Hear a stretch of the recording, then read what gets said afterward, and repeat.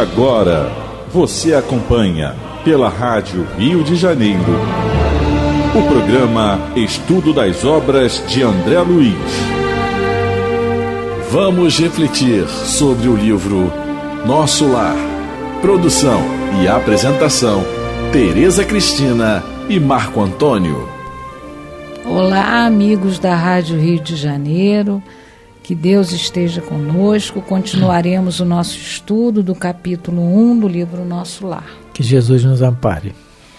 Estamos no 10º parágrafo do capítulo 1. Vamos começar a ler do meio do parágrafo. Habitar a terra, gozar-lhe os bens, colher as bênçãos da vida, mas não lhe retribuir a ceitil do débito enorme. Tivera paz cuja generosidade e sacrifícios por mim nunca avaliei. Esposas e filhos que prendera ferozmente nas teias rijas do egoísmo destruidor.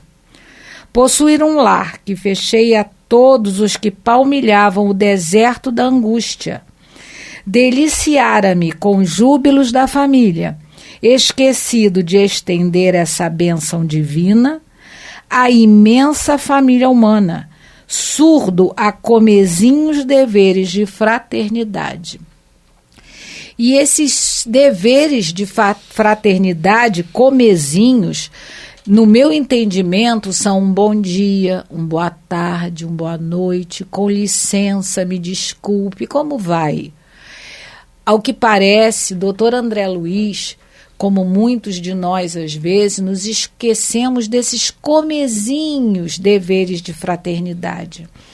E ele fala mais ainda, que ele só cuidava da família, para ele não importava se tinha alguém passando fome, se alguém estava doente, não é, que não poderia comprar algum medicamento. Isso para ele não fazia parte das suas preocupações. Ele vivera exclusivamente para ele e para sua família. Quando, se talvez tivesse meditado mais nas palavras de Jesus, teria lembrado de quando Jesus orientava que devíamos ajudar os enfermos, deveríamos oferecer água ao que tivesse sede, um teto a quem tivesse sem teto. Se vestisse algum desse, a mim que me veste, der comida a mim que me dá. Isso mesmo. Então, Mateus, Jesus já falava sobre isso, sobre a fraternidade, mas Jesus estava relembrando uma das leis de Moisés, que está, eu até fui procurar, está em Levítico, capítulo 23, versículo 22, onde o próprio Moisés orientava, através das suas leis, não é? Orientava que todo judeu deveria, na sua plantação, deveria deixar a periferia, quando fosse colher a plantação, não deveria colher tudo. A periferia da sua plantação tinha que ser destinada aos pobres e aos estrangeiros. Isso é da lei de Deus. A fraternidade é orientação divina, porque, como a gente já lembrou aqui, eu acho que foi até o Marco que lembrou, a lei amar a Deus sobre todas as coisas e ao próximo como a si mesmo está no Velho Testamento. O amor, a fraternidade, ele já está no Velho Testamento, porque Moisés é o revelador primeiro. Ele vem trazer as leis de Deus. E a lei de Deus é amor, é fraternidade. Por isso o judeu já se preocupava em deixar a periferia da sua plantação para os pobres. Então, Jesus vem relembrar a gente isso, e Kardec coloca a caridade como lema da doutrina espírita. Nós, enquanto espíritas, não devemos nos esquecer de que a nossa evolução ela está atrelada à nossa caridade material e moral. Sabemos que a caridade moral é a mais importante, mas se temos dificuldade em praticar a indulgência, a benevolência e o perdão, que a gente comece pela caridade material, comece por algum lugar. Porque eu tenho um amigo que diz que a parte mais doída do corpo humano é o bolso. A parte mais doída no homem é o bolso, é ele colocar a mão para ajudar. Então, o André Luiz, a consciência dele está cobrando, porque a lei de Deus não está na consciência, a consciência dele está cobrando agora que ele nunca agiu fraternalmente, nem nas mínimas situações, que é um sorriso, um bom dia, um muito obrigada. Ele coloca aqui, fechei a todos os que palmilhavam, fechei o lar, que fechei a todos os que palmilhavam o deserto da angústia, né?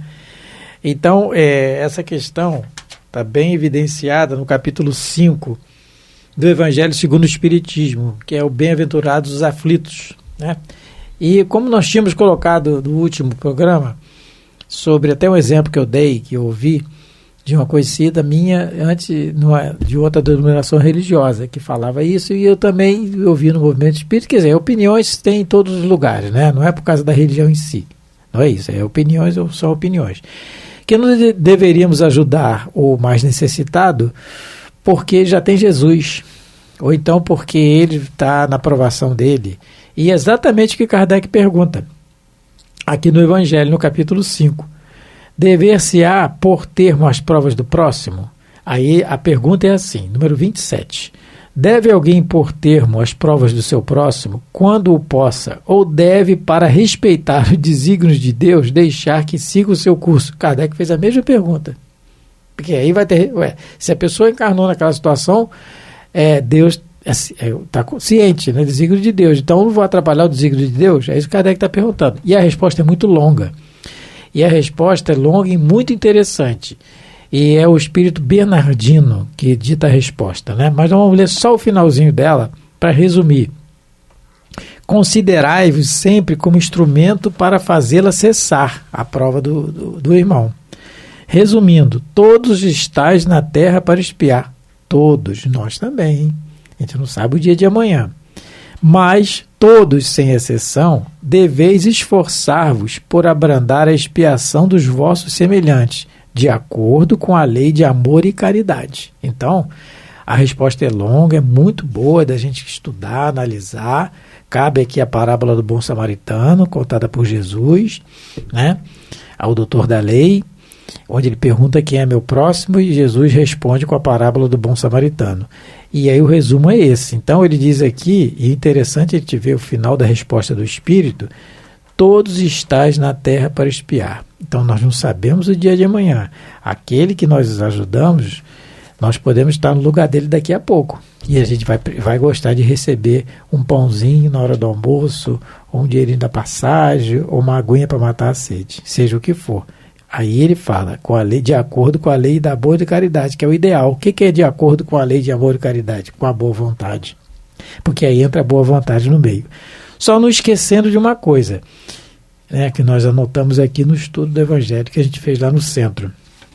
Nós fazemos isso, devemos fazer, mas o resultado não é nosso, é de Deus, que a gente treine. Eu tenho que treinar isso também, porque para mim ainda é difícil.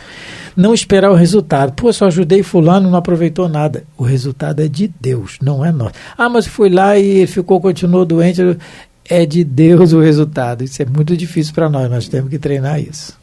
Bom, continuando o 11º parágrafo do capítulo 1. Enfim, como a flor de estufa, não suportava agora o clima das realidades eternas, não desenvolver os germes divinos que o Senhor da vida colocara em minha alma, sufocara-os criminosamente no desejo incontido de bem-estar. E aí eu fui procurar no Livro dos Espíritos se é contra a lei de Deus a gente querer viver bem. Se é errado a gente querer o nosso bem-estar da família. E aí na pergunta 719 do Livro dos Espíritos, Kardec perguntou assim: merece censura um homem por procurar o bem-estar? Resposta dos Espíritos: é natural o desejo do bem-estar. Deus só proíbe o abuso por ser contrário à conservação. Ele não condena a procura do bem-estar desde que não seja conseguido à custa de outrem e não venha a diminuir-vos nem as forças físicas, nem as forças físicas, nem as forças morais. Então, não é errado você querer o seu bem-estar. O problema é como você vai conseguir.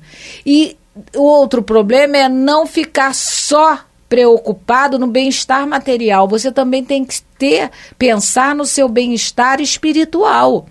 E o André Luiz, ele só procurou o bem-estar material. Ele mesmo disse, no parágrafo anterior, que ele perseguia a situações estáveis. Ele só queria o conforto, ele só pensava no conforto material. Em momento algum, ele pensou no conforto espiritual. Então, não é errado, não é? O homem não merece censura quando ele procura o seu bem-estar. O problema é o abuso, é os extremos, é o nosso desequilíbrio. A Tereza leu a pergunta 719, mas na 19. Mas na 720 também é interessante. Porque o livro dos Espíritos, essa observação, como a gente sempre colocou lá nas nossas reuniões lá do centro, é um cadeamento de ideias. A gente não pode, muitas vezes, ler uma pergunta isolada, né? Uma encadeada na outra. E graças a Deus, uma observação aqui, o parênteses, né? Kardec esse moço era inteligente, esse moço é. Porque, como o Marco Aurélio gosta de colocar, o Marco Aurélio é o presidente da nossa casa, o livro dos Espíritos ter sido, Kardec ter sido, fez em perguntas e não em texto. Isso foi uma sacada muito grande, né? Deu uma pedagogia impressionante. Mas vamos lá. Mas a 720, ele diz assim, continuando o raciocínio da 719, que a Tereza leu, são meritórias aos olhos de Deus as privações voluntárias. Eu vou me privar disso, daquilo, não vou ter isso, não vou... com o objetivo de uma expiação igualmente voluntária. Não, eu não vou ter isso, não vou ter aquilo, porque isso eu não vou levar, isso eu não vou ter, para que isso? Né? É você se sacrificar, como se fosse uma autoflagelação, uma coisa assim, de você não poder comprar uma coisa e não comprar, né? Falta do equilíbrio. Aí ele responde, fazei o bem aos vossos semelhantes é mais mérito, e mais mérito tereis. Então, em vez de se preocupar com isso, que você conquiste no trabalho honesto, como eu disse antes, né? Não conseguir da custa de outra, mas fazer o bem ao semelhante com isso, com o fruto disso aí, porque o fruto do trabalho, do proveito é para você e para os seus semelhantes. Semelhantes não é só a família, são todos que vêm à sua porta ou que cruzam o seu caminho.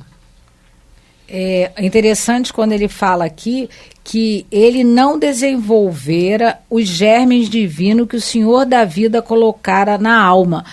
Aí ele está fazendo uma alusão à parábola do semeador, que está em Lucas capítulo 8, porque é aquela semente que caiu no espinheiro, porque a semente que caiu no espinheiro, o próprio Jesus vai dizer que é o homem que fica preocupado com as coisas do mundo. Então ele está fazendo alusão aqui à parábola do semeador, porque a palavra divina foi semeada no seu coração.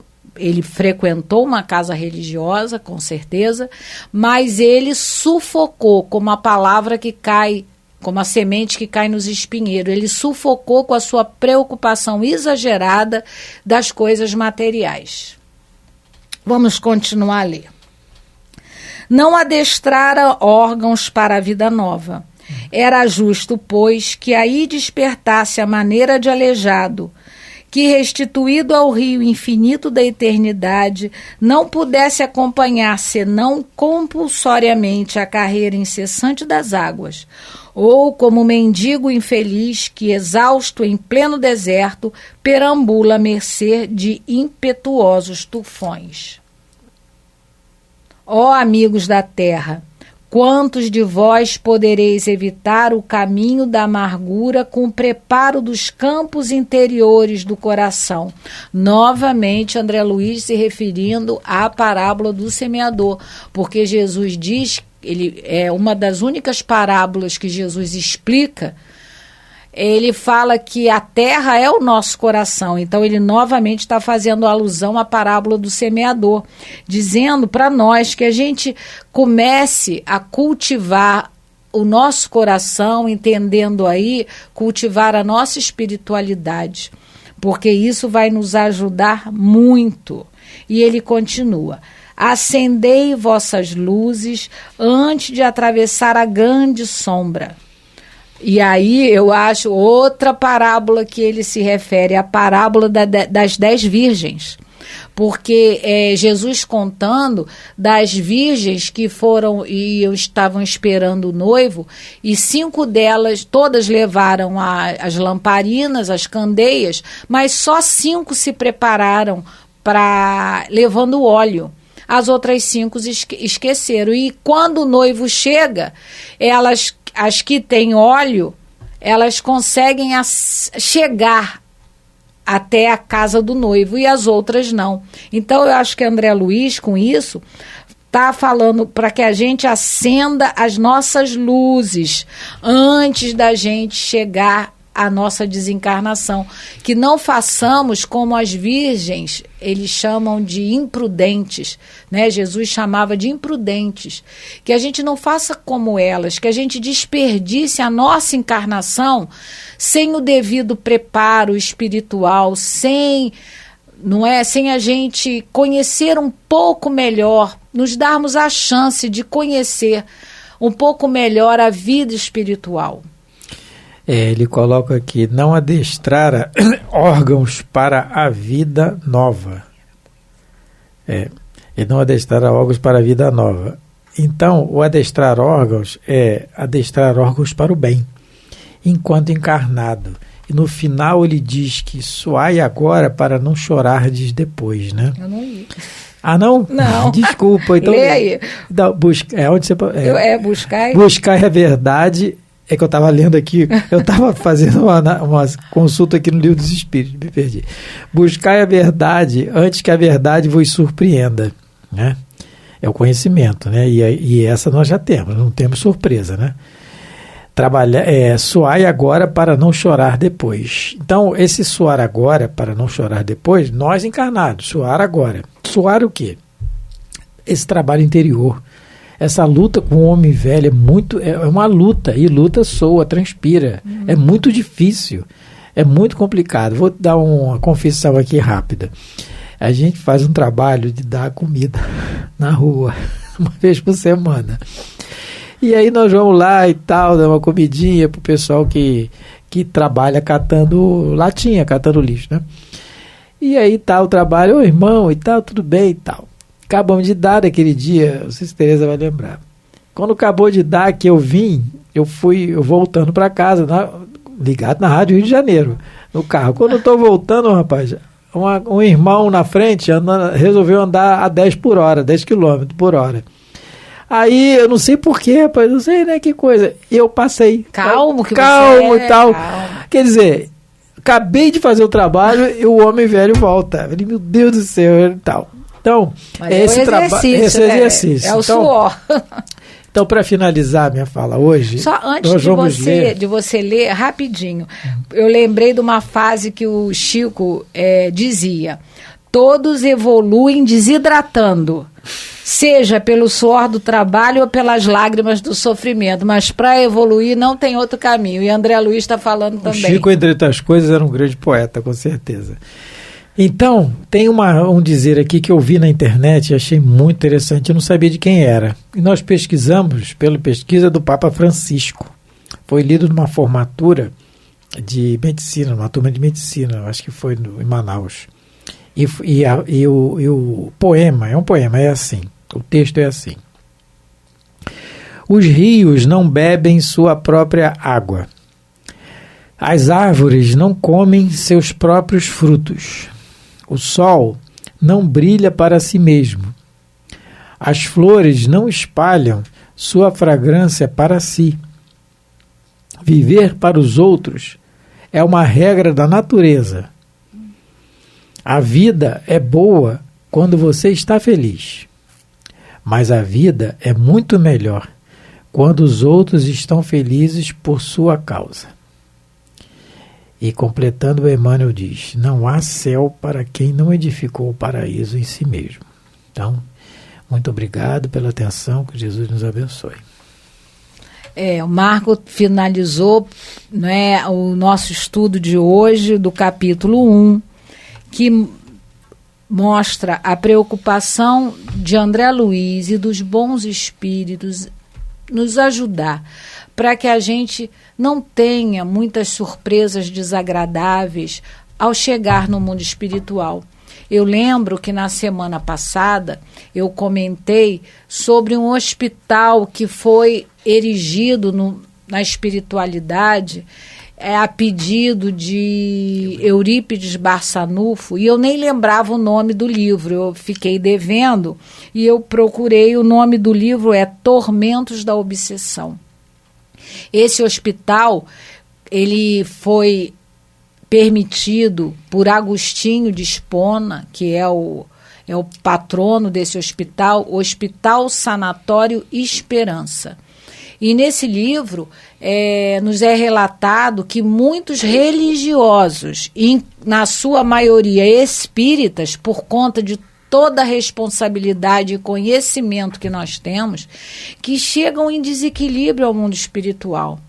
Então, André Luiz, Emmanuel e outros espíritos, Dr. Bezerra de Menezes e outros espíritos superiores, com a preocupação de nós chegarmos melhores, enviaram à Terra essa obra maravilhosa que é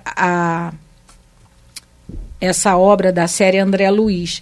E muitas pessoas, às vezes, questionam sobre que nosso lar não existe, mas Kardec vai falar sobre as esferas habitadas no livro O Céu e o Inferno, quando ele vai falar dos demônios segundo o Espiritismo. Ele diz assim: segundo o Espiritismo, nem anjos nem demônios são entidades distintas. Por isso que a criação de seres inteligentes é uma só. Unidos a corpos materiais, esses seres constituem a humanidade que povoa a Terra e as outras esferas habitadas. Então, Kardec fala assim das esferas habitadas. Ele não esmiuçou as colônias espirituais, porque provavelmente o espírito de verdade não o autorizou. Claro que ele sabia da existência dessas colônias. E quando foi permitido, mais tarde, que a doutrina fosse ampliada, mais desenvolvida, chega para nós a série André Luiz, que fala de uma colônia espiritual que aguarda a todos aqueles que têm o intuito e o comprometimento de pensar no bem e fazer o bem. Esses todos poderão habitar nosso lar. E a gente tem que entender que não é uma colônia só de espíritas, é uma colônia de pessoas que pensam no bem e querem o bem. Até lá, meus amigos, fiquem com Deus. Que Jesus nos abençoe. A Rádio Rio de Janeiro apresentou o programa Estudo das Obras de André Luiz. Produção e apresentação, Tereza Cristina e Marco Antônio.